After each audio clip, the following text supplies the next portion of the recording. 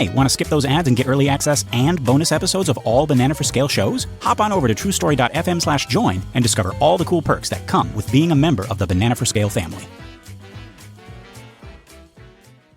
Coming up on the Devil's Details, loose seal. Watch out for loose seal. Now, my co-host wrote this. I don't know what this means. I'm giggling so much. Revelation chapter 5.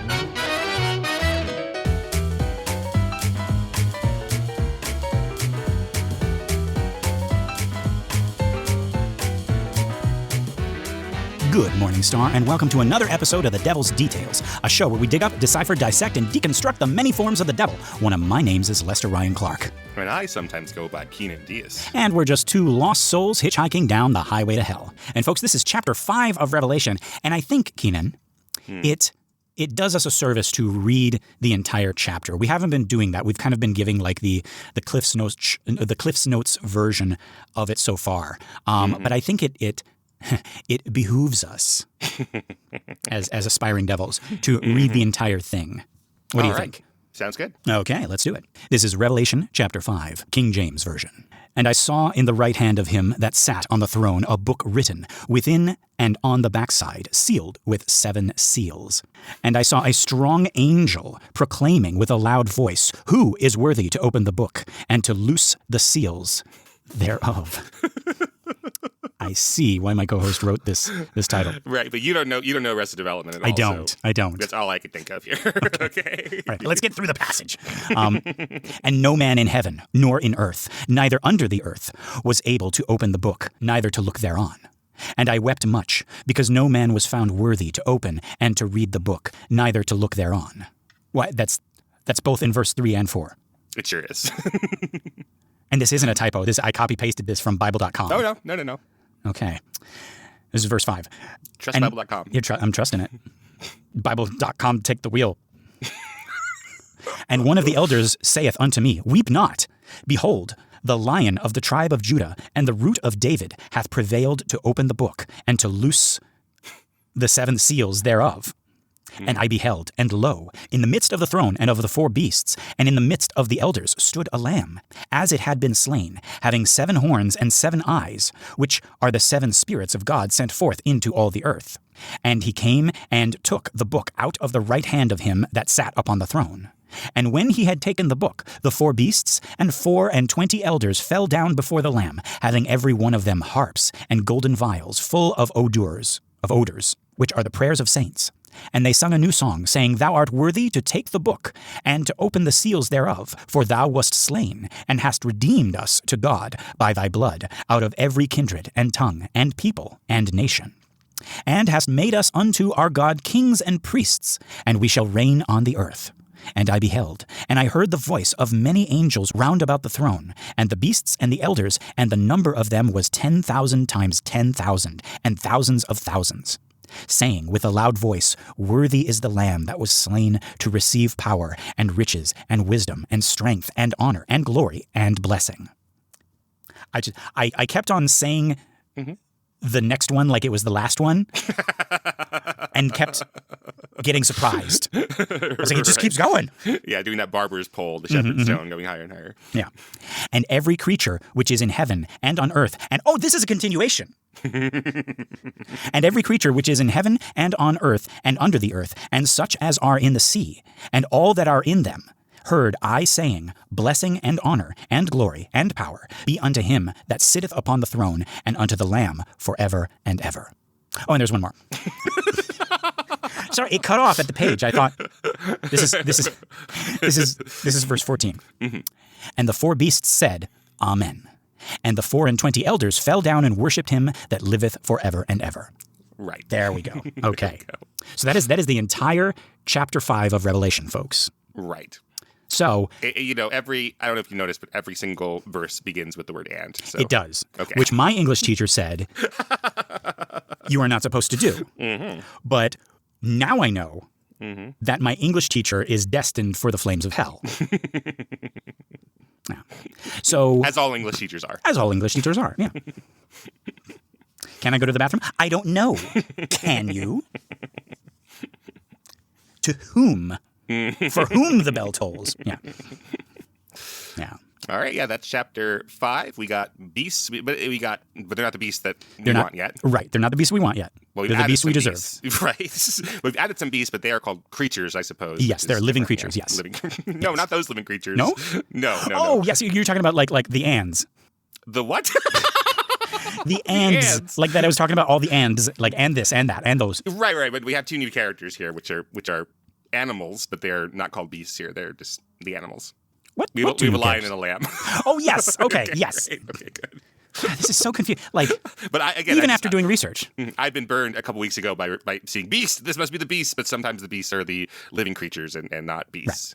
Right. And the living creatures are either angels, like cherubim with several heads, like of beasts and eagles and people, or they are 4 different angels, all of whom look like a lion, an ox, a person, right? An eagle. And an eagle, right? Yeah. Which we actually found out makes a very different sound from the stock sound you hear when you hear an eagle. How does it go? When you hear a stock sound, it is of a bird of prey. It's the red-tailed hawk. Right. It's like here. Yeah. Right. And I'll put it in there. You always do that, right? But that's because an actual eagle, like a bald eagle, sounds really wussy. It goes like this. Yeah. It sounds like somebody laughing at a joke that they didn't think was funny, and just kind of like trying to like give somebody a pity laugh. Yeah. Yeah. Yes. But yeah, what is your experience with this chapter, Kynan? I don't really have any because we haven't gotten to the metal stuff yet. No, but the idea of the 7 seals, right? I know the Bergman film, The Seventh Seal. So we're going to be counting down seals for a couple of chapters. I think it's chapter 8 when we're actually going to loose the 7th seal. Right, loose seals. And you don't know Arrested Development, and all I could hear was loose seal. So you're probably not going to catch up this weekend at any time. But somebody. So Lucille Bluth is the mother of the Bluth family. Oh. And at one point, one of the Does she characters have 7 heads and 10 horns? No, but she is kind of the beast of the parents are the bad guys for sure. They're bad in different ways. The father is like careless, he's manipulative, he like uses his children, and he hides behind them like he'd rather them go to jail than himself. And then the mother is cold and withholding, and they see her manipulation at face value, and they know that. So and she's alcoholic and really catty. So yeah, they're the bad guys of the piece. And in season 2, somebody is defying, one of the characters is defying the mother and goes into the ocean, and somebody yells out, "Lucille! Lucille!" And they are like, "No, I'm not listening to my mother anymore." And they get their hand bitten off by a loose seal, who's gotten free. Okay, seal. So a seal who was at one point confined. Yes. And then they had been freed of their bonds. Yes. And someone says, "Lucille, watch out for Lucille. I see. I'm not worrying about her anymore." Ah! Gets bitten by a Lucille. That is, see, now I don't have to watch Arrested Development. Yes, you I'm have described it. Yeah, me doing it is just perfectly. as funny as the real thing. Yes. And now you have added a third type of seal into our, well, no, I guess it's a second one. Right. Because there's only more 2. animals in there, yeah. Yes. All right. But yeah, okay. So yeah, let's get into what is popularly believed about this chapter. So we're talking about that scroll with the 7 seals, right? So it is popularly believed that this scroll contains God's secret plan for the end times, right? This is a blueprint for Armageddon, right? Specifically the judgments that are about to be unleashed on the earth, right? It's the idea that nobody can open it until Jesus, right, who is the lion and the lamb, right, appears, right? So we got Jesus as the powerful warrior king, that's the lion, and then the lamb, which represents sacrifice, right? The 2 aspects of his nature. Right. Jesus' famous warrior nature. Yes, his famous slay all the infidels. But slay as in like the actual literal slay, not like, he was having like an argument with the Pharisees and they were trying to trap him and he like, he turned the tables on them. Well, not turn the table, like he turns the tables in the, not like that, but like, so he slayed with his words. Right. Right. But no, that's not what this is talking. That's not the popular interpretation. The popular interpretation is that he is this dual character who is both a warrior king and a lamb for sacrifice. Right. And when Jesus opens the seals, right, this starts in chapter 6. 6. Right? The tribulation judgments begin. All right? Yeah, I saw that like the idea that in the scroll there's like this secret plan. So the quote in the scrolls are, quote, God's secret plan for the coming of his kingdom on earth. And I looked to this is an Anglican scholar of theology. This is Richard Bauckham from England. Okay. And I was sort of scrolling through. I was like, oh, this looks like a legitimate, serious scholar. And he has, and he is in that he has a lot of publications and books, and he was a professor. And but like this. So I was like, oh, okay. So a legitimate scholar, reads them as like, hey, there's secret plans for the future. But then I'm seeing that he's kind of in the minority amongst like historiographers of the Bible, because he thinks that at least the Gospel of John was written by the actual John, who is an apostle, like as opposed to most scholars believe that, someone is taking on the name of John and taking on the name of a Mark, et cetera. Right. Yeah. Yeah. So this seems to be one of these people who is, perhaps too much of a believer to be a historian in the way that we might think of as a historian, because he's saying that no, the scroll is actually like, hey, it is the future tense version of Revelation. Yeah, that is the trouble with researching the Bible, because it is still a living religion, right? In the way that, like, I imagine, historians and scholars don't have that same trouble researching. Any documentation that the ancient Egyptians might have had, or anything about Greek myth, or a Roman culture and religion, associated with like day-to-day life, because they can be like separate from that, and nobody believes in Osiris anymore. Right. Right. Yeah. So, but we have to, like you run the risk of either believing it too much yourself to like see the forest for the trees. Yeah, you're starting with the premise, right? Right. Or being too careful because you don't want to step on anybody's toes or offend anybody. Yeah. Right. Yeah, I had trouble just saying that sentence, describing him as someone that I wouldn't trust as a historian of theology, but like, I wouldn't trust him as a historian of the Bible, because he's in the wide minority of people. He says, so his book is Jesus and the Eyewitnesses, the Gospels as Eyewitness Testimony. This is Richard Bauckham again, like saying that like, no, it's not an oral tradition that was passed down by Christians after talking to the apostles. Like the Bible, or at least some of the Gospels, were written specifically by the apostles. Yeah. Yeah. So lucky for you folks, you've stumbled upon us two chuckleheads who are just irreverent enough to well, I believe God has a sense of humor, so yeah, and you don't believe in God, so he's got everything. Yeah, right. Yeah, but anyways, he invented jokes. And he allows them to persist. Yes. He must have some plan for them. We have the problem of evil. Now we got the problem of comedy. Oh, we got the problem of comedy. Yes, we got the problem of comedy. Right. But anyway, so the idea that if comedy is always funny, how come Lester and Kynan exist?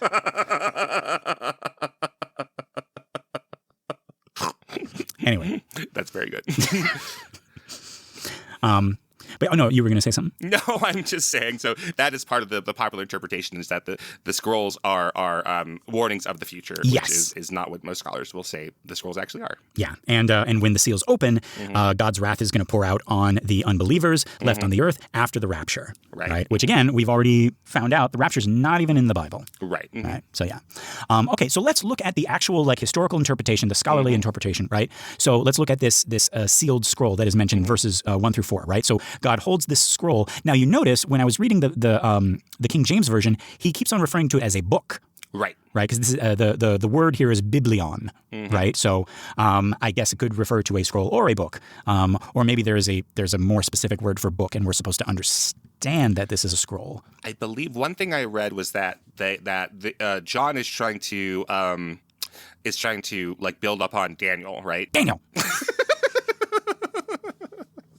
So he's trying to build upon Daniel, and in Daniel's time they were scrolls, so John is still calling them scrolls, regardless of whether they are scrolls or books. So that's just sort of the term there, yeah. So was scroll a, like, we say it's like all rectangles are squares, not all squares are rectangles. Oh, no, wait, I got it wrong. Ow. All rectangles are squares, you heard it here first. I mixed it up. I had a 50-50 chance, folks. All squares are rectangles, but not all squares are rectangles, yeah. Yeah, but like I think that's what that is, yeah. Okay, so it's like all books are scrolls, because is because all books are no. all scrolls are books. All I scrolls got that are one books. wrong too. Yeah. Yes. All scrolls are books, right? Okay, yeah. okay, yeah. All scrolls are books. Right. So when they're translating it into English and calling them scrolls, right? Yeah. They're like trying to make it sound even more ancient than it is. Right. So everything from a like a hardback bound book to a scroll is a biblion.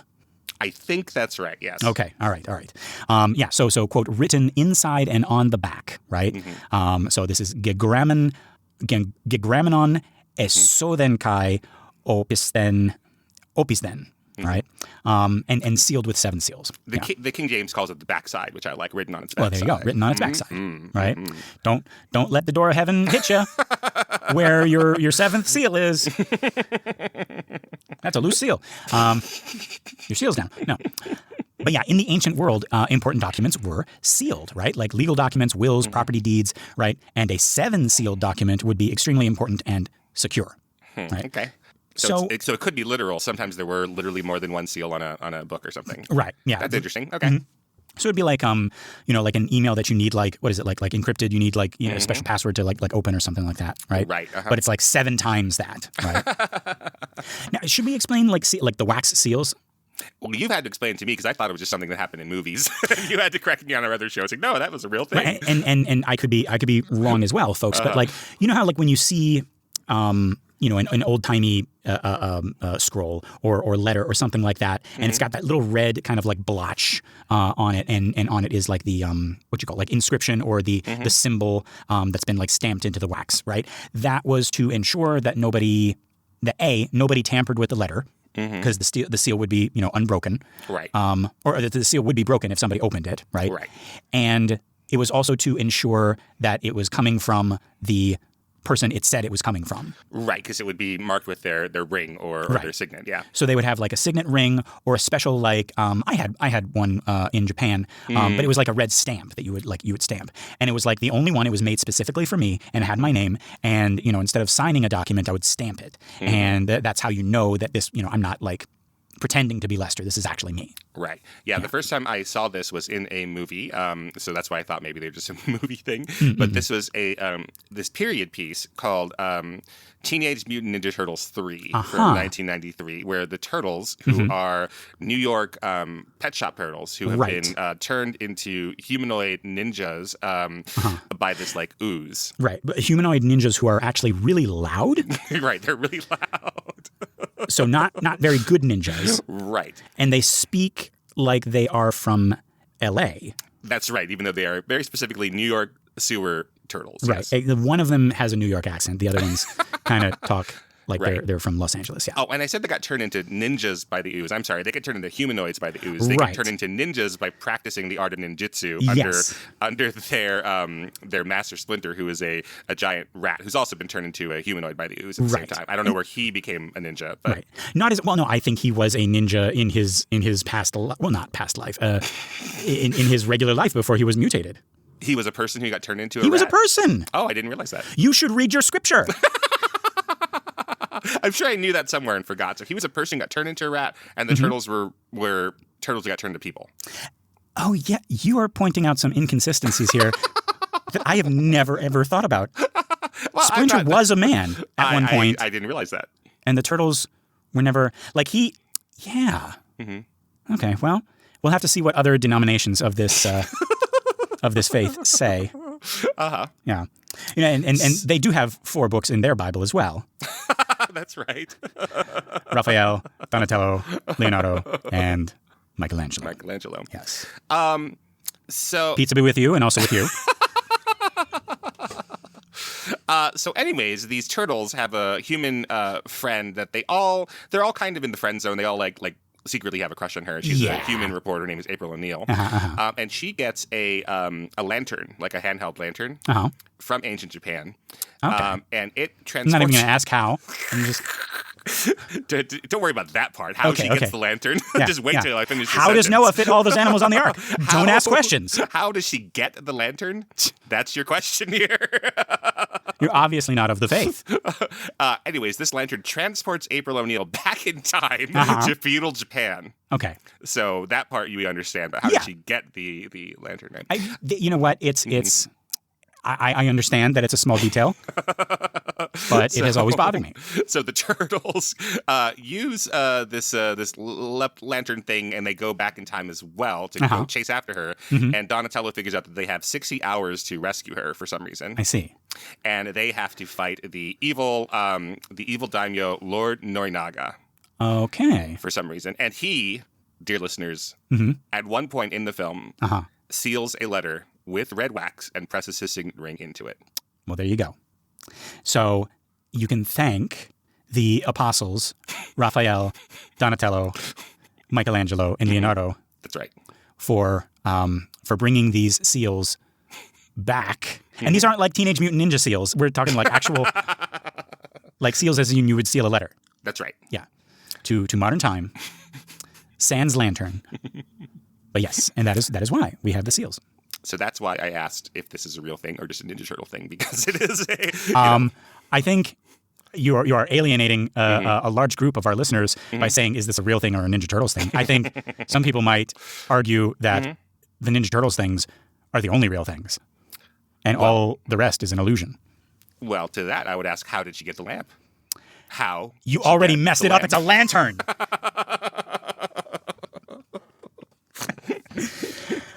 Okay. But yeah. All right. So yeah, back to the biblion, right? The sealed scroll, great. Right. Yeah. So yeah, that's what you would do is you would seal the scrolls, right? Okay. So this must be a really important scroll. Yes, must be, right? So yeah, what is this scroll? Most likely, it represents the message of the prophets about God's plan for history and judgment. The sealed scroll from Daniel. Chapter 12, verse 4, right? Seal up the book until the time of the end, right? He says that in verse 4. It could be God's decree for how history will unfold, specifically how God will judge evil empire and vindicate the faithful. Now the question, who is worthy, right? Axios, right? Who is worthy? Axios is the word, right? To open the scroll, right? So no one in heaven, earth, or under the earth can do it. I have seen that before, like in the earth and under the earth, right? And I always thought they were talking about hell. I assume so too, yes. But I have seen it, or maybe I'm misremembering, I've seen it in earlier parts of the Bible where hell had not been invented yet. Yes, that's right. So what could they have been talking about then? Like just I think just buried. Oh, like in the earth, and so nobody alive or dead.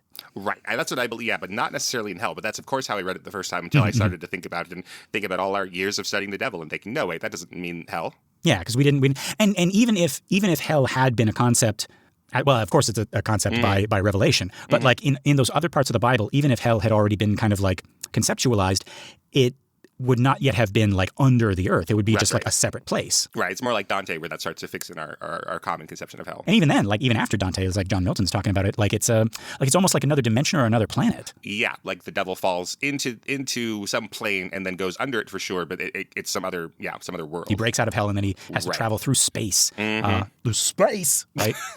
Tim Curry. Space. And to get to Eden, right? Right. Yeah.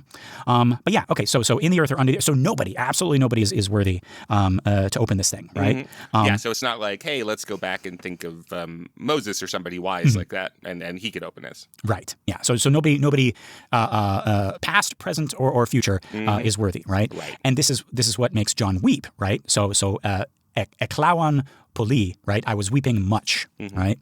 So this is actually very, very important. Why? Because if no one can open the scroll, God's justice won't come. The prophet's promises won't be fulfilled. The suffering of the faithful is meaningless, right? So John weeps because history appears to be stuck. It appears to be sealed, unable to move toward resolution, right? But then enter the lion and the lamb, and that is one person. Right. Yeah, right. This is the central image of this entire book and the key to the understanding of all of Revelation's violent imagery, right? So an elder says, "Weep not, the lion of the tribe of Judah, the root of David, has prevailed," right? So Enikesen, right? Enikesen. So that's the Nike again, right? So, to conquer or overcome, right? So again, these are classic messianic military titles from the Old Testament, right? We got the Lion of Judah, right? This is Genesis chapter 49, verses 9 through 10.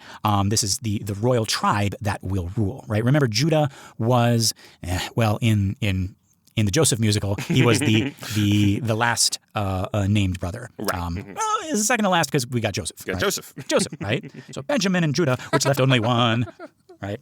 Yeah. And he was the one who sang that wonderful calypso, even though it's called Benjamin's Calypso. Because he's singing Angela about Never. Benjamin. Right. Oh, I see. Right? Oh, no, not he. How you can accuse him is a mystery. Yeah. I don't know all of the begats, but the tribe of Judah contains Jesse, and his son is David. And then in the New Testament, they're often talking about Jesus is the son of David. He's the descendant of David. Yeah. Right. So the tribe of Judah, amongst the 12 tribes of Israel, is the one that begets eventually Jesus. Right. Aha. Through Mary, right? And not Joseph. Yeah, that must be right. It has to be. That's something we probably should ask aloud on air and not figure out. But you see where, like, it's a problem if it's not. You see what I'm saying? I see what you're saying. It has to be. I get what's going on here. I think I remember hearing that was like, oh, did you know? It's like it's through Mary. It's not through Joseph. Oh, it's got to be, right? It has to be.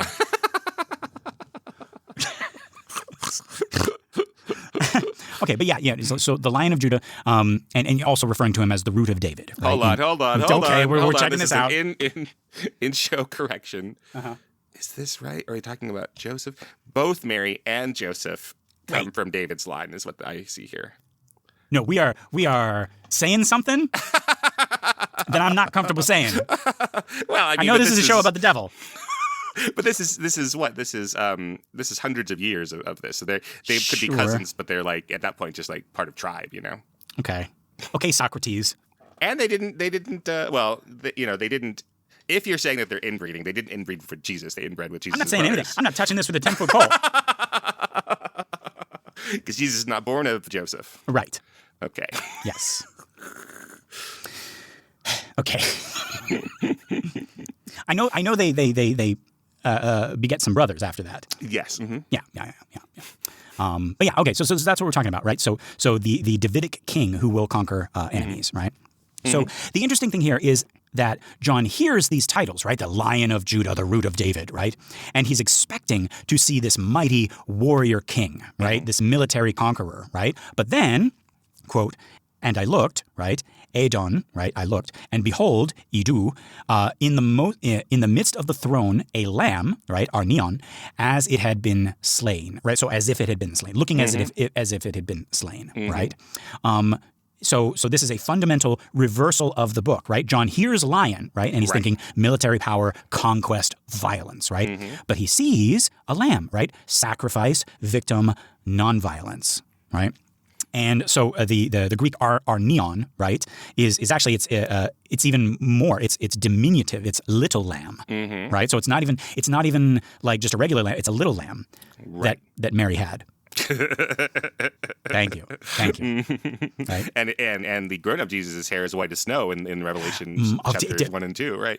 Is it? Are we joking about something that's already obvious? Isn't that what it was? I don't know. Mary had a little. Are you serious? I know that's not the subject of this, but no, I can hear you looking it up. I'm looking it up. I don't see that anywhere. Mary had a little lamb. Its fleece was white as snow. And everywhere that Mary went. Okay. Other people are asking this, though, so it's not just us. Why would you call her Mary? Everyone was named Mary back then. But who has a pet lamb? Farmers, shepherdesses. Sure. Mary had a little lamb crucified on a tree. No, this is somebody turning it into Bible. Yeah. This poem is attributed to Sarah Josepha Hale and sprang from an incident in which a real young girl named Mary Sawyer took her lamb to school. Okay. Mary Sawyer. All right. Fine. Guess we can't have nice, fun things. All right. Let's see. Okay, yeah. But yeah, there's a little lamb, right? And it's esphagmenon, right? Means slaughtered, right? With its throat cut, right? So this is literally Passover lamb imagery, right? From Exodus 12, right? And suffering servant imagery from Isaiah 53:7, right? It's like a lamb to slaughter, right? So lambs, to the readers of this book, are associated specifically with slaughter. Right. And then John goes further and he makes it a diminutive little lamb, right? Yeah. So this, and it's in the Greek. I'm glad that you're looking up the Greek and trying to parse your way through trying that. my best, But it's specifically so in the King James is as it's been slain, but then it is saying like your esophagus, your sphagmon, right, was being cut out, right? So it's more like I think people who are reading the King James would know what that means to have a lamb slain and slaughtered. But for our purposes, that is specific. Right. It's not just that it has been killed because it was sick or something. Right. It's not a lamb that has like died in battle. Right. Right. It's not a Teenage Mutant Ninja lamb. Right. This is this is the exact opposite of that Lion of Judah. Right. And I feel like, okay, like, are we just like making the same mistake over and over and over again? Sure, probably in regards to what in this case. Like in regards to when Jesus was alive and it was getting whispered that he was the Mashiach, he was the Messiah. The people around him were expecting him to be this warrior king. Right. And they were like, oh, he's going to, because it was always like going through times of subjugation and slavery. It's like we're enslaved by the Egyptians and then we're enslaved, and now we're enslaved by the Romans. And Jesus is saying that, he is the Messiah. He's going to come save us. So obviously he is going to overthrow Rome. He's going to kill Caesar. He's going to like his armies are going to be plowing through the empire. And we are going to win through blood and might. Right. Right. And then, and that's the whole reversal is that no, like he won through dying on the cross. That is literally the thing that is, I almost said hammered into us. I don't want to say that. But no, that is literally the thing that is like beaten into us is that no, he won through peace, through sacrifice, right? And then again, we get in Revelation, we get the idea that, it's like the Lion of Judah is coming, and we know it's Jesus. We're at this point. But John seems to be surprised. It's like, oh, I heard lion, but I see this lamb. Right. What? This doesn't like John. Did you not read the earlier parts? Like that this switcheroo is going to happen. Like it's going to be like you think it's going to be this warrior king, and then it's this meek lamb who wins through sacrifice and pacifism. But then taking it further, it's 2025, and we got certain sects of Christianity who, for whom this is their favorite book, right, thinking that Jesus is going to kick ass and take names. Right. So we're just making the same mistake over and over and over again. We're thinking that Jesus is going to come in with an AK this time and riding a dinosaur and mow down all the libs. But how many times do the writers of the Bible have to say no? It's the lamb. It's not the lion. Yeah. I don't know. Yeah, I mean, so he's gonna start with this, again, start with the lion. It turned out to be the lamb, but then he's going to find ways for the lion to come out again later. Yeah. Right. Right. Yeah. In certain interpretations. Yeah. Right. Yeah. Yes. But But this lamb, this slain lamb, let's not forget that, is standing, right? Hesteikos, alive despite being slaughtered, right? So obviously Jesus. And it has 7 horns. I always thought it was the beast that had 7 horns. Yeah, they both do. Yeah. So it has 7 horns and 7 eyes. So it's like perfect power and perfect knowledge, right? Which are the 7 spirits of God sent out into all the earth. Yeah. So I'm reading this, and obviously there is a bunch of cryptic, weird imagery here. So I'm reading along. La la la la. So the lamb has been slain, having 7 horns and 7 eyes. And I say to myself as I'm reading it, before I hit that comma, what do these 7 horns and 7 eyes stand for? It must be some weird cryptic puzzle. And then it literally says, which are the 7 spirits of God sent forth into all the earth. Oh, okay. Yeah. That's what it is. There we go. It answered our question. Yeah. Now, I think we talked before about like looking at paintings and artists' depictions, artist renderings of gods from other religions having like multiple arms or multiple eyes, or even our religion with the angels with like eyes all over their bodies and everything like that, and not being able to tell, and I guess having no proof or never being, because the artists aren't there anymore, or the original writers aren't there anymore. We can't ask them, it's like, did you mean this literally, or are you just saying that this being can see all and know all, and can do all with all the multiple arms? Like they have a sword in one arm, but then like an instrument of peace in another arm, and then like some ointment or a candle or a torch or some other symbol in all of their arms, meaning that they are all things, they can do all things, or do they literally have all those arms and all those eyes and all those heads? And we can't know because the first interpreters are no longer with us. Right. Mm-hmm. Yeah. Well, Jesus wasn't literally a lamb, right? I don't think that's Right. claimed anywhere in the Bible except for something like this, right? But this is clearly metaphor, I think. Yeah. And and even here, I don't think he literally has a sword coming out of his mouth. Or does he, John?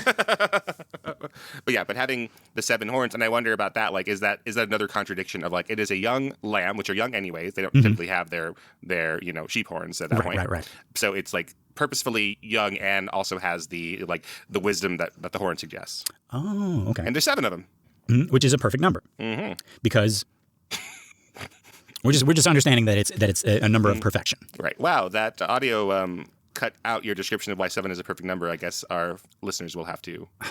Maybe I'm getting some angelic interference. Let me explain it again. Perfect, like 7 is perfect because, and there you go. Wow, that was the clearest explanation of that concept I've ever heard. Right? I think we've kind of like figured out the heart and the soul of this podcast. Yeah. So anyway, but yeah, let's move on to this earthquake. Right. So this theological earthquake, right? So the Old Testament promised that the Messiah would conquer God's enemies and establish God's kingdom. Everybody expected this to happen through military victory. So we're talking about like the lion crushing Rome. Right. So yeah. But John says it already happened, but not the way that you expected. Right. And that's the Messiah conquered through being slain. Right. The lamb's death and resurrection was the victory. The slaughter of the Passover lamb is how the kingdom is inaugurated. Right. So this. Oh, yeah. Just want to point out, you're talking in the past tense. Yes. It already happened. Already happened, right? Right, and that is Bart Ehrman. Again, I'm reading Bart Ehrman's Armageddon, what the Bible really says about the end. And he argues that that's one of our big misunderstandings of this, is that... Of Revelation. Of Revelation. The entire thing is that the scroll contains the secret knowledge of the future, but that what John is arguing is that do not worry about the future. You've already been saved by Jesus in the past tense. Right, yeah. So whatever the scroll contains... The thing has already happened. Like the thing that you would need to worry about has already happened. Yeah.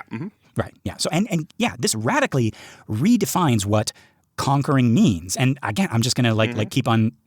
I don't want to say beating a dead horse because it's me feeding a fed horse. All right. The lamb prevailed. Right. Right. Enikesen, right, or enikesen, right? Same word used throughout all of the letters for how Christians are to overcome. By being killed, not by killing. You hear that, 2025 Christians. I'm speaking. I don't want to alienate a specific sect who might have pastors who have private jets, but the victory is in the giving of yourself, not the violence. Right? Not kicking asses or burning witches or stoning people or whatever. All right. So, yeah. So the lamb takes the scroll. This is verse 7, right? Because the lamb was slain and rose again, he is worthy to open the scroll, to guide history toward its conclusion, right? To execute God's judgment, to fulfill the prophet's promises. All right. I don't want to be the kind of guy who asks how April O'Neil gets a lantern from Japan or anything, but sure. How does this lamb take a scroll? You see, Kynan, the word take can have many interpretations. Yeah. I'm just going to keep it there. The lamb has multiple eyes and multiple horns. Yeah, how many mouths does he have? You're worried about how he takes the scroll? Well, yeah, because one of them his throat has been slit. So how does he? That is the miracle. That is the mystery. Well, if I saw that, I would agree that that's a miracle. Yes. Yeah. Yeah, you're worried about how the lamb takes the scroll. The lamb takes the scroll. The farmer takes the wife. That's right. Mary takes the lamb. Yeah, to school. To school One day. But it was children against laugh the rules. Right? It was against the rules. But this lamb, he doesn't follow the rules. No. As is evidenced when he flipped that table. But no, so this is what we want to make clear, folks. This isn't about unleashing judgments on earth, right? Like as a separate action from the cross. The cross itself was the decisive victory. The scroll being opened is about revealing how that victory unfolds in history. Yeah, right. And then remember we talked about a new song. This is verse 8 through 10, right? So when the lamb takes the scroll, worship erupts, right? The living creatures and elders fall down with harps and bowls of incense, right? Which are the prayers of saints, right? God's people's prayers are ascending before the throne, right? And they sing a, quote, new song, right? Odain Kynan, Odain Kynan. See, in the original language, it even rhymes, Odain Kynan. Yeah, right? And they say, you are worthy to take the scroll and open its seals because you were slain, right? Because you were slain. Right, so hoti es phages, right, and by your blood you purchased or redeemed, right. So egoresas for God, people from every tribe, tongue, people, and nation, and you made them a kingdom and priests to our God, and they will reign on the earth. Right. So all the people, every tribe, not just the rich white ones, not just America, right? Not even United States. We say America like we're the only America. Right? Yeah. So, but yeah, folks, notice what makes Jesus worthy. Not his power, not his divine status, his slaughter. And not the slaughter that he is doing, the slaughter that was done to him, right? The worthiness comes from the bloodshed, from being the sacrifice, right? So the Greek agorazo or agorazo, means purchased or redeemed, right? Is, get this, marketplace language. Buying slaves to set them free. So, I never knew that. Yeah. Okay. So the Lamb's blood purchased redemption for people from every ethnicity and language. So even like if we had any doubts, folks, I know, Kynan, you were joking, like we were doing a bit, it's like every person, but no, this is literally, it doesn't matter. It does not matter if you're a Christian, if you're a Muslim, if you're Jewish, if you're Buddhist, if you're atheist, if you are in some folks' eyes a heathen or a pagan or a heretic or whatever, you have been purchased. Your price, your slave price, your debt that you have to pay by being born, right? Original sin. Has been bought for you. You are set free. I never knew that about redeeming. Of course, that makes sense. That side of it, yeah. I was in a Christmas pageant. I must have been 6 or so at the mall in Honolulu. And in my little chorus, I used to have a bad speech impediment, and I wouldn't be able to pronounce my R's. So I realized now as a grown-up that they specifically put me in to sing the verse with the R's in it because they thought it was cute. I don't know if I should respond with aw or oh and be offended for you. I thought, I didn't They realize used that. you. They used for me. cuteness. Right. So it was, C is for this, H is for this. I don't remember any of them. I just remember my line, which is, Ah is Awadima. Born in Israel. So not even just Redeemer. You had to say Israel. Right. Ah is Awadima. That's not even. Okay, wait. Redeem. Okay. So it'd be R is our Redeemer. Right. Born in Israel. I gotta say, that is very cute. That's right. That would win. Like if I was one of those parents and I was just kind of like, waiting for my kid, to do their thing, right? And and I was just kind of like, half snoozing through the rest of it. Right. That would wake me up a little bit. I'd be like, aw, I feel the spirit of Christmas. It's coursing through me. Coursing through me. Right. So I never realized that redemption in that case means, that Christ redeemed ourselves. Yeah. Yes. Right. We like a Chuck E. Cheese ticket. I was about to say something very beautiful. Oh, go ahead. I won't stop you. I thought we were on the same page. I guess that's just classic Bible. But no, like we have this language and this imagery all throughout. This is the basis of the Christian religion that we humankind has been redeemed, and we talk about it.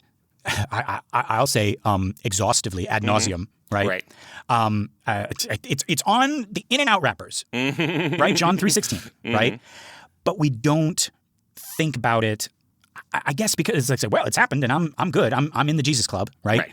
But we don't think about the weight of it. Right. And the full import of the, what am I trying to say? The paradox or the contradictory nature of like winning the greatest battle ever through dying. Right. But then also you and me and and everybody being set free, being like purchased essentially. That's what this specific Greek word says. Like we were slaves, and we have been purchased not for more slavery, but we have been purchased in order to be set free by his death. Yes. Yes. Yeah. By his blood. Yeah. That's really interesting. Yeah. Like the word redemption or redeem just has the Christian connotation for me, but it's a metaphor or it's a simile or no, wait, it's metaphor, right? Using things that people would have known back then. That makes so much sense. And like I was thinking about that because in the church where I grew up, it was we had a hymn that was Jesus, the Lamb of God, you take away the sins of the earth, and we sang it like every Sunday, every single Sunday. Yeah. And then when I was a kid, I was like, oh, Jesus is a little lamb, he's so nice. But I never really understood the sacrifice part until I studied the Bible in high school. And it's like, we're replacing like animal sacrifice, with the sacrifice of Jesus, and and not just animal lamb. Yes, yeah, and not just animal sacrifice, but like specific, like this is like baked into the ancient Hebrew culture is you would sacrifice this lamb at Passover, right? And you would find like the most beautiful, the most tender, the meekest, the most unlikely, I guess, lamb to slaughter. Yeah, somebody summarized it. I think this was when I was in like Bible school, or maybe it was like at church, and the priest said this. But like he told, I guess like his own parable, and he was talking about like a girl who got a traffic ticket, and she had to go to court for it, and turned out that the judge was her father, and you would think, oh, okay, well, the judge is my father, he's going to let me off, but the judge is like, nope, like you did this thing, you knew you shouldn't have done it, and I find you guilty of this, right? And slams his gavel down, and then immediately hops off the judge's stool and goes over and pays the traffic ticket, and that's that. Right. And we were supposed to interpret from that is like no, you did the thing, you are responsible for it, like you will be judged, but like you are being saved. Your debts are being paid for, not.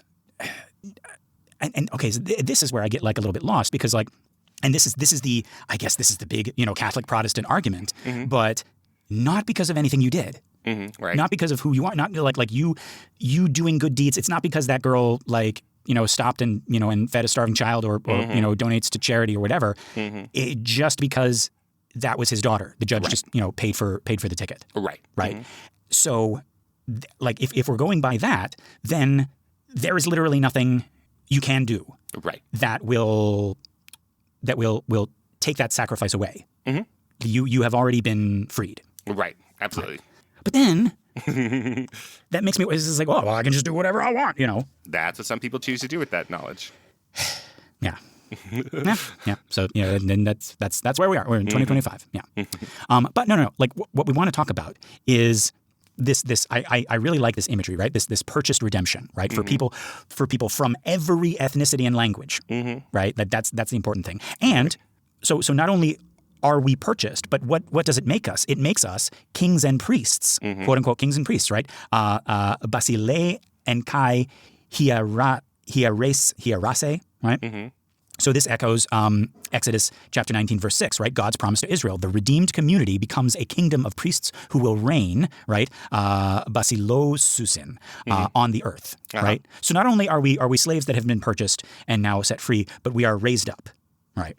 By this sacrifice, right? So, and again, folks, this is counter-imperial theology, right? Caesar claims to rule the nations, right? The Lamb has actually created a multinational kingdom through his blood, and they will reign on earth, not in heaven, right? The kingdom comes to earth. Right. All right. So, and talking about every nation, right? Universal worship. The worship expands in concentric circles, right? So we got the 4 living creatures, right? Plus 24 elders. This is verse 8, right? So that's 25 or 28, depending on how you count those creatures. Oh, that's right. All right, let's keep doing math. This will be fun. We got I don't some like more the math math coming parts. up. We have myriads upon myriads of angels, right? So myriades, myriadon. It actually sounds better in the Greek. Myriades, myriadon, right? Literally 10,000s of 10,000s. Oh, I do like that though. Right? I like your math that you have written here. 10,000 of 10,000 equals countless. That's because I gave up. No, it's like every creature, pan katisma, right, in heaven, under earth and under the earth, right, and the sea, right. So just all of creation, just all everywhere. of it. Yeah, I remember I was watching the show Vikings, which is kind of like the poor man's Game of Thrones, Right. Right. The History Channel version of Game of Thrones. Yes, because there's history stuff, and there's not so many characters that you don't know who's Brannis Stathian or whatever.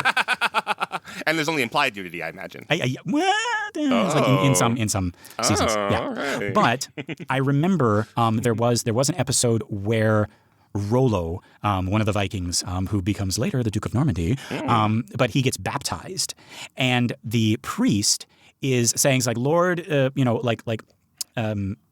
chase away the evil in this man from the tip of the head to the brow, to the toes, to in the under the armpits and in the body and out of the body and in the nose and in the ears and in the, and he's like, but it's like all very, very like solemn and serious. And I got the impression that, like, in medieval times, people were literally like that. And it's like, and in the body and on, between the toes, and like they just like just make sure the devil is nowhere. Like he's got to be all out, right? And you have, right, this medieval text, Revelation, right, talking about like in heaven and earth and under the earth and also the sea, right? Just and also dead people. Yeah, dead people under the. That's what. Yeah, and we also covered that. People who aren't born yet. Yes. Yeah. Yep. In the future. Yeah. So it's like we have to cover everything, right? Right. Yeah.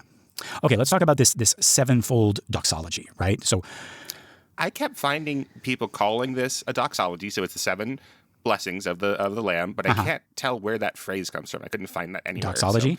So, like this specific, and they're all talking, when you like look for the sevenfold doxology, it is these 7 things from the book of Revelation, but I can't find that. Like it's the phrase isn't in the book. So interesting. Well, yeah, it wouldn't be.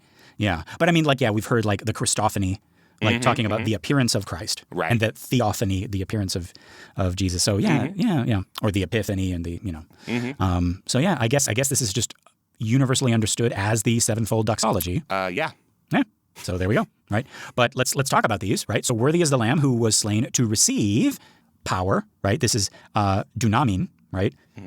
Wealth. This is Pluton. Hey. Of course, this is Greek. Yeah. Wisdom. Sophion. Strength. Iskin. Honor. Timain. Glory. Doxan. And blessing. Eulogion. Oh, eulogy, yes. Right? So this is important because this is what Rome claimed for Caesar, right? So the imperial cult ascribed these exact tributes to the emperor.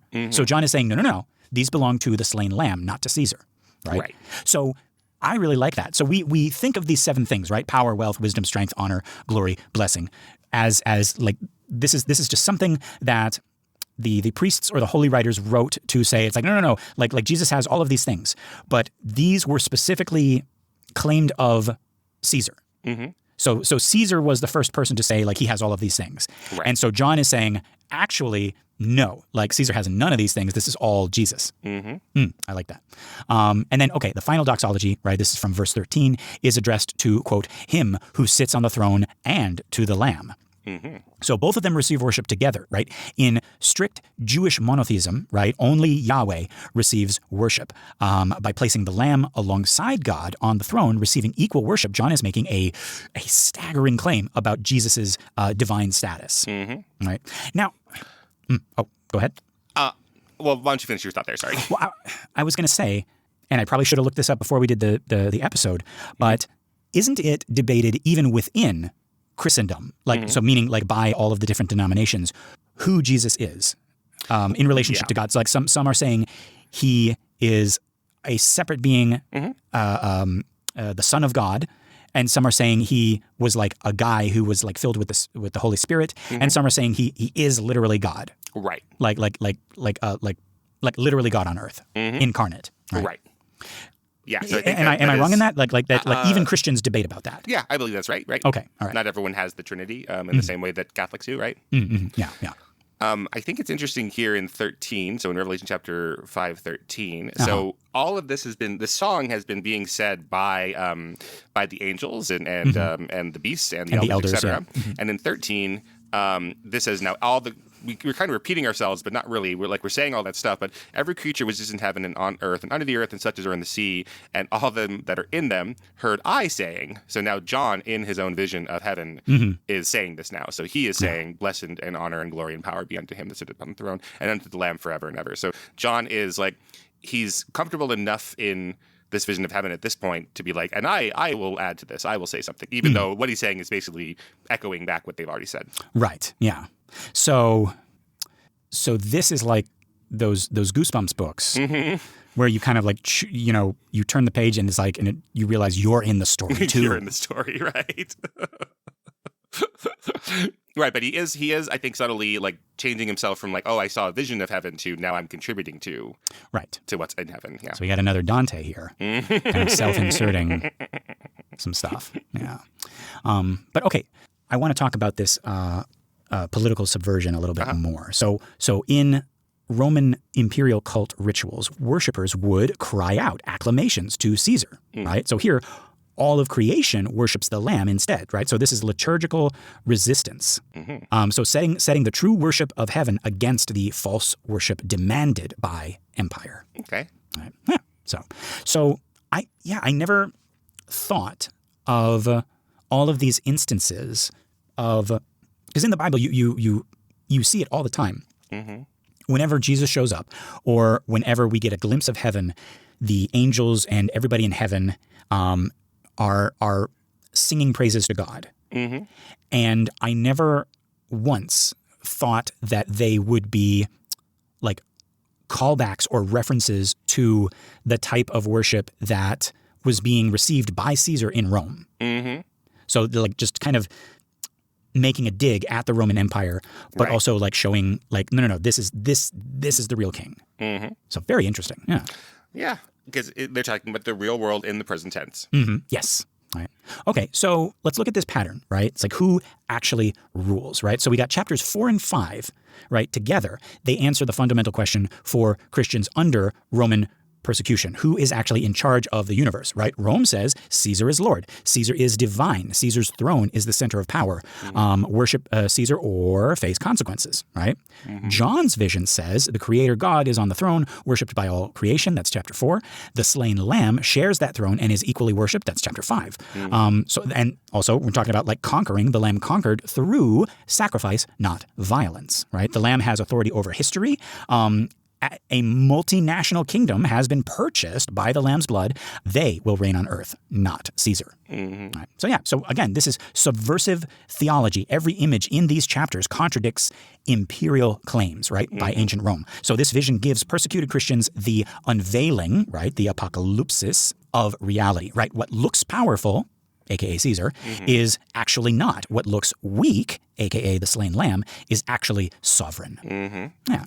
You churches that are doing well need to be careful because you're not doing it right, and those that look weak are doing it well in some ways if they can take John's advice. Exactly, right? So remember we talked about in previous chapters, right? The churches that were prospering under Roman rule, right? Like they were a little bit shinier. They had like all the nice like creature comforts and things like that, right? They were rich in physical wealth, right? Maybe not doing so well spiritually, right? But the ones who were struggling, the ones who were like suffering earthquakes, right? Jesus saying like don't worry, like your reward is coming, right? Or like not even like reward is coming, but you are currently conquering. You are doing the right thing. Right. Right. Yeah. So again, okay, bottom line, let's recap, right? So popular reading, the scroll contains God's secret end times plan. Jesus appears as both the lion and the lamb, right? Two aspects of his nature. Now that he's taken the scroll, he'll open the seals and unleash tribulation, judgments on the earth. The worship shows that Jesus is God, and this is the countdown to Armageddon beginning, right? Very metal, very cool. This is why we have all those movies and like really cool stuff. Right. Right. Yeah, but this is also the reason for a lot of actual suffering that is being unleashed upon innocent people. I forgot to mention, I know we're at the end, but there's a metal band called Seven Horns, Seven Eyes. Ooh. And they are a Christian death metal band. So they have all of the, I didn't have time to really look into them. So I don't know, they might be awful or something. But, Okay. but the Christian band named after not the horns of the beast, which we have a lot of, right? Like Right. taking the devil iconography in Revelation, but this is using the Jesus iconography for a death metal band. Yeah, Seven Horns, Seven Eyes. You know what? By the next chapter, I'm gonna listen to them, because we also got. I mean, once we get the Four Horsemen, which I believe is coming up, Right. We got all those Metallica album covers. Yeah. And so we're getting into the metal bands. So yeah. Right, but yeah, I didn't have time to really look into them. Maybe they specifically hate me and Lester, and they're like, podcasts suck. I don't know. I'm not endorsing them at all. Yeah. But they are have all the trappings of that. But they're like, the baddest ass thing in Revelation is Jesus, which I think is super cool. Okay, all right, yeah, I'm gonna check them out. What are they called again? Seven Horns, Seven Eyes. Seven Horns, Seven Eyes. Okay, all right, yeah. But yeah, so that's the popular reading. Now Jesus is gonna just unleash all this Armageddon, right? And all the non-believers are gonna be like, oh, it's Jesus, I'm getting out of here. And that's why we call it Armageddon. No. But no, the scholarly reading, right, just to recap, this is the theological heart of Revelation. The scroll represents God's plan for justice and the fulfillment of prophetic promises. John weeps because if no one can open it, justice won't come, and the suffering of the faithful is meaningless. He hears Lion of Judah, right, this is military messianic language, but he sees a slain lamb. This is the book's central reversal. The Messiah conquered not through military violence, but through sacrificial death and resurrection. The Lamb is worthy because he was slain. The cross was the victory. The new song celebrates a multinational kingdom purchased by the Lamb's blood, who will, quote, reign on the earth, right, not in heaven. The sevenfold worship ascribed to the Lamb is what Rome claimed for Caesar. So this is counter-imperial theology, right? The slain Lamb, not Caesar, deserves the allegiance of all creation, right? So for first century Christians, the message is, hold on, the cross already won, and the Lamb guides history to its conclusion. Right. But yeah, I like this. Because Kynan, I think you and I both came into this thing a little wary, because this was a very, very violent part of the Bible. But I am appreciating the more modern and actually probably more accurate historical, linguistical interpretations of this. Yes, I'm being surprised so far by how so far knock on wood, things do seem to square with our reading of the Gospels a little bit more than I thought they would. Yeah. So maybe our first blush of this being not hashtag not my Jesus. So maybe, I mean, like so far these new but also probably more accurate versions or interpretations seem to jive a little bit better with me. Right. Yeah, I really love that you're bringing up this Greek. That's very, very useful. That's hard work, so I appreciate it. And that, I mean, that is the heart and soul of, like, I just don't understand, like, people who don't want to understand the meaning as it was written in the original language. Like that was the original intent. Like how, like, it's like, well, that's not how I interpret it in English. Well, but it's wrong. It's like, I understand that, people can interpret things differently. It's like, well, you have this interpretation, I have this interpretation. But that's like when we have already met at an objective thing. You know what I mean? Like if this was the first language that it was written in, and Jesus said to Peter, look out for that Roman soldier, and Peter said, don't worry, Jesus, I'll take care of him. And that was the original language. Peter said that? And no. I'm just using an example. I know. But like, if that was how it was written in the original language, then we can have dueling interpretations of that. Right. Because in the original language, that can mean two things. But if the passage in the original language obviously means only one thing, and there's only one way to interpret it, then it doesn't matter, like, what take care of him means in other languages, Like, that is because the writers weren't thinking about that. Right? So, yeah, that always puzzles me. Like, and it makes me, it's like, why are we arguing about Satan? Why are we arguing about Belial? Why are we arguing about this or that if all you have to do is go to the scholars and go to the historians and go and look at, well, this was written in Greek, and in Greek this means a very specific thing. There's no other way to interpret it. Right. Like, I don't know why we're arguing. Unless you like how it's interpreted and you don't care that it's wrong. Right. Like maybe it subjugates or persecutes a certain group of people and you like that. And you don't want to be told that that Sodom and Gomorrah is talking about pedophiles or rapists. You want to go with the other one that talks about homosexuals because you don't like them. Right? Anyway, I went off on a whole thing there. But yeah, so folks, this has been another episode of The Devil's Details. I've been Lester Ryan Clark. You can summon me on all the socials as Lester Ryan Clark. And I've been Kynan Diaz. In the original Greek, you can find me on Letterboxd or Instagram as Howdy Kynan.